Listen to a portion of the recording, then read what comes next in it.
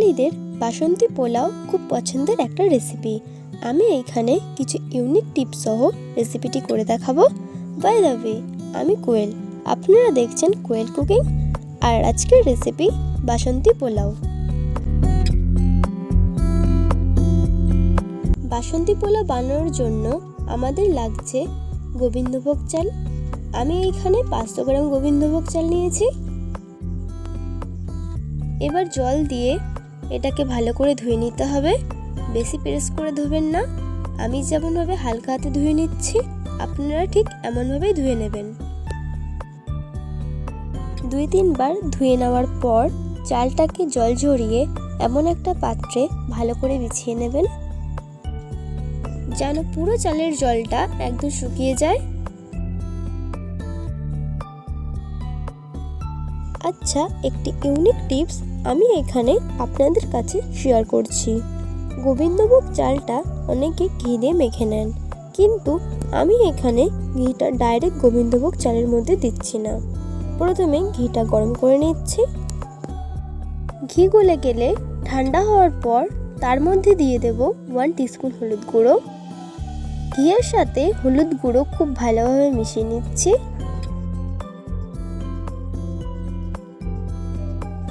এমন করে আপনারা ট্রাই করতে পারেন, তাহলে চালের রংটা খুব সুন্দর হবে।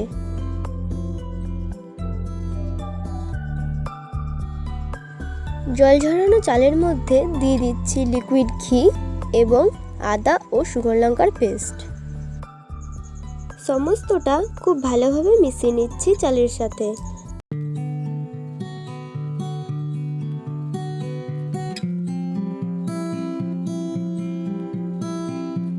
দেখতেই পাচ্ছেন খুব ভালোভাবে মিশানো হয়ে গেছে আমার। এবার একটু সাইডে রেখে দিচ্ছি। একটা পাত্র নিয়ে নিচ্ছি, সেটাতে আমরা বাসন্তী পোলাওটাকে বানাবো। গ্যাসটাকে অন করে আমি 3 টিস্পুন ঘি দিয়ে দিচ্ছি। আপনারা চাইলে রিফাইন্ড অয়েলও ইউজ করতে পারেন।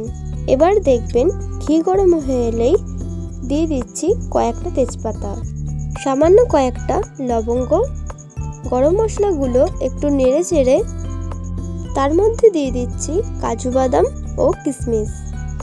তার মধ্যে দিয়ে দিচ্ছি 2-3টে এলাচ। সমস্তটা খুব ভালোভাবে ভেজে নিচ্ছি। সমস্তটা ভাজা হয়ে গেলে তার মধ্যে দিয়ে দিচ্ছি আগে থেকে ম্যারিনেট করা রাইস। এবার গ্যাসের ফ্লেমটা একদম স্লো করে রাইসটাকে আমরা 6 থেকে 7 মিনিট মতো ভালো করে ভেজে নিচ্ছি। যখনই দেখবেন সুন্দর একটা গন্ধ বের হচ্ছে, তখনই বুঝবেন রাইসটা হয়ে গেছে। আমাদের এবার দিয়ে দিতে হবে জল। যদি আপনারা 1 কাপ চাল দিয়ে থাকেন তাহলে 2 কাপ জল দিতে হবে। জলটা দিয়ে ভালোভাবে মিশিয়ে নেওয়ার পর দিয়ে দেব স্বাদ মতন লবণ। লবণ দেওয়ার পর দিয়ে দেব মিষ্টির জন্য চিনি।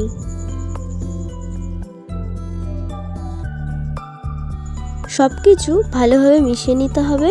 তারপর গ্যাসের ফ্লেমটাকে স্লো করে দমে রেখে 10 থেকে 15 মিনিট কুক করে নিতে হবে। 8 থেকে 9 মিনিটের মধ্যে একবার চেক করে নেবেন ও একটু মিশিয়ে নেবেন।